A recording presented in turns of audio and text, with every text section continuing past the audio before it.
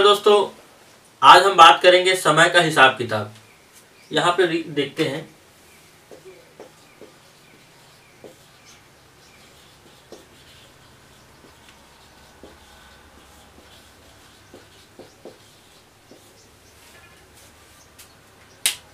समय का हिसाब किताब बहुत जरूरी है दोस्तों, क्योंकि बिना हिसाब किताब के हम कुछ नहीं कर सकते।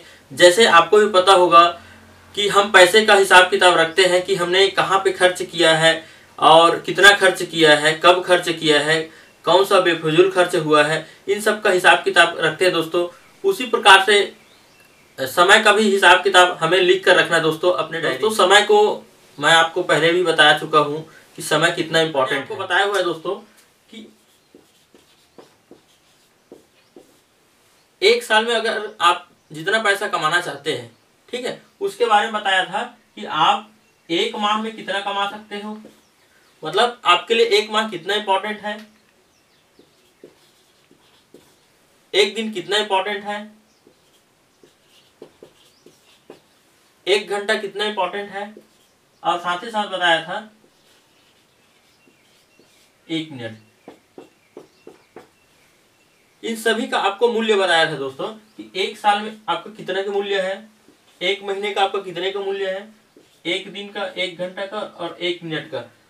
अब ये तो मैं आपको बता दिया, ये सारी चीज तो आपको बता दिया, लेकिन अब आपको समय के भी बारे में बताना है। अब ये तो मैं आपको बता दिया कि ये कितना इंपॉर्टेंट है। अब मैं बात करूंगा दोस्तों कि आपको समय बचाना कैसे है। बेफिजूल खर्च जो होता है समय, उसको हमें बचाना कैसे है। तो आइए दोस्तों हम बात करते हैं। इसको हम हटा देते हैं। अब क्या होगा, इसके लिए आपको दोस्तों हिसाब किताब रखने के लिए आपको एक डायरी रखना पड़ेगा। अगर आप नहीं रखे हो तो अभी स्टार्ट कर दीजिएगा। और उसमें हम यहाँ पे लिखेंगे कि हम कहाँ कहाँ पे कितना कितना समय वेस्ट करते हैं दोस्तों। जिस प्रकार एक ड्राइवर जो रहता है, गाड़ी चलाता है, वो कहाँ से स्टार्ट किया और कितने किलोमीटर में स्टार्ट किया ये लिखता है, और अंत में ये लिखता है कहाँ पे गाड़ी रोका और कितने किलोमीटर तक चला। ये हिसाब किताब जैसे ड्राइवरों के पास होता है दोस्तों, वैसे समय के बारे में हमें लिखना है। हम तो ड्राइवर है कि नहीं है अलग बात है, लेकिन हमें जो है अपने समय के बारे में लिखना है। ड्राइवर अपने गाड़ी के बारे में लिखता है, तो हमें अपने समय के बारे में लिखना है। क्योंकि दोस्तों समय के हिसाब किताब आपको तो देना ही पड़ेगा, अपने आप को देना ही पड़ेगा। अगर किसी को नहीं दे रहा तो अपने आप को देना पड़ेगा, क्योंकि लोग कहीं दूसरे जगह काम करते हैं दूसरे के लिए, तो दूसरे को देते हैं सब हिसाब किताब। वैसे आपको अपने समय को मैंने बोला है कि एक डायरी में लिखना है। तो कैसे लिखना है ये बता रहा हूँ कि आप आज कितना समय दिए हो और कहाँ पे दिए हो, अच्छा दिए हो कि बुरा दिए हो, ये सारी चीजों के बारे में लिखना है दोस्तों। आप ही डायरी तैयार कर लीजिएगा। सबसे पहले सुबह उठते हैं, वहीं से स्टार्ट करते हैं। आप अपने हिसाब से कर लेना। मैं आप 4 बजे उठते हो तो 4:30 बजे तक आपको क्या करना है, उठना है और नित्य काम करना है। 4:30 बजे से लेकर 5:30 बजे तक आप कोई अच्छी किताब पढ़िए। 5 बजे से लेकर के 6:30 बजे तक आप मेडिटेशन कीजिए और विजुअलाइजेशन कीजिए, या किसी ट्रेनर का बहुत अच्छे कोर्स चलता है सुबह सुबह, वो अटेंड कीजिए, जिसमें आपको सीखने को मिले। कम से कम 1 घंटे का रहता है दोस्तों, 1 से 1.5 घंटे का। 6:30 बजे से लेकर के 7:30 बजे तक 1 घंटा आपको एक्सरसाइज करना है। 8 बजे से लेकर के दोस्तों 9 बजे तक आपको नहाना है, खाना है, तैयार होना है। उसके बाद 9 बजे से आप ऑफिस चले जाइएगा। अगर 10 बजे से आपका ऑफिस लगता है दोस्तों, तो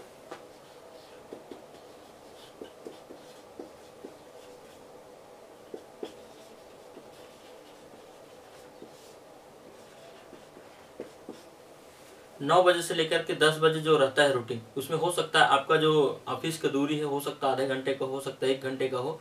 तो उसमें क्या होगा, आपको 10 बजे तक आपको पहुंचना रहता है, लगभग रहता है। ऐसा कुछ नहीं है, किसी के 9:30 होता है, किसी के 10:30 बजे होता है। तो लेकिन आप इसको समझिएगा, टाइमिंग जो बना रहे हैं इस्तेमाल करने का समय है। अब उसके बाद आप 10 से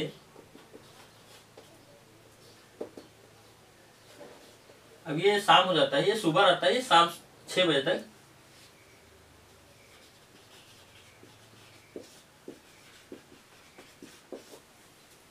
छः बजे तक आपका ऑफिस काम रहता है, या तो आप नौकरी कर रहे हो या कुछ भी काम कर रहे हो। लगभग 6 बजे तक ये होता है दोस्तों। 6 बजे से 7 बजे तक आप घर पहुंचते हो। 7 बजे से 8 बजे के बीच अपन करते हैं।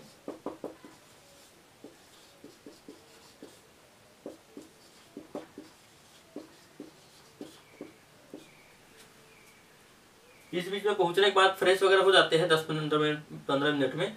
अब 7 से 8 के जो समय रहता है उसमें आप परिवार बच्चों के साथ रह सकते हो, किसी से फोन में बात कर सकते हो, है ना।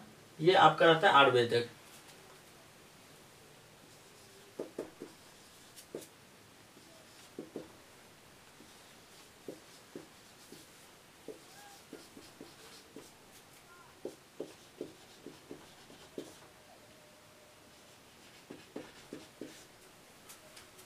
8 से 9 के तक बीच में, 8 से 9 के बीच में आप खाना खा सकते हैं।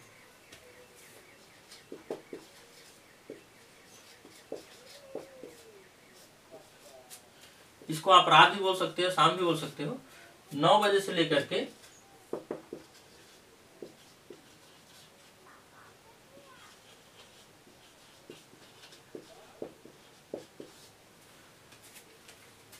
9 से 10 तक आप बहुत अच्छी बुक पढ़ सकते हो, जो आपके लाइफ के लिए हो, जो आपके फील्ड के लिए हो, वो वाला बुक आप 1 घंटे तक पढ़ सकते हो दोस्तों।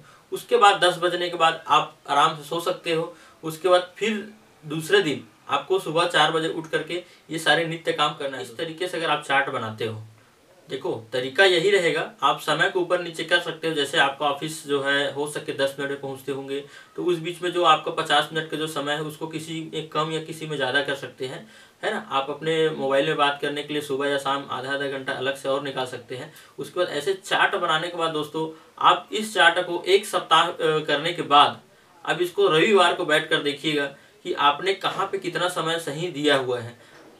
यकीनन मानिए दोस्तों, आपको सही पता चल जाएगा कि आपने समय का कितना सही उपयोग किया है और कितना दुरुपयोग किया है। आप इस प्रकार के चार्ट दोस्तों पेन कॉपी में बना सकते हो, या तो फिर आप अपने कंप्यूटर के सॉफ्टवेयर में एक्सेल शीट पे भी बना सकते हो या मोबाइल पे भी बना सकते हो। लेकिन दोस्तों सबसे ज़्यादा बेटर रहेगा पेन कॉपी में बनाना, क्योंकि ये स्पष्ट दिखता है। बहुत सारे लोग ऐसे भी होते हैं दोस्तों जो सोचते हैं कि हमें तो ये सब सारी चीज़ बनाने की आवश्यकता ही है, हमें पता है, हमारे दिमाग में सारी चीज़ है, मतलब जानकारी डला हुआ है कि हम किस समय में कौन सा काम करेंगे।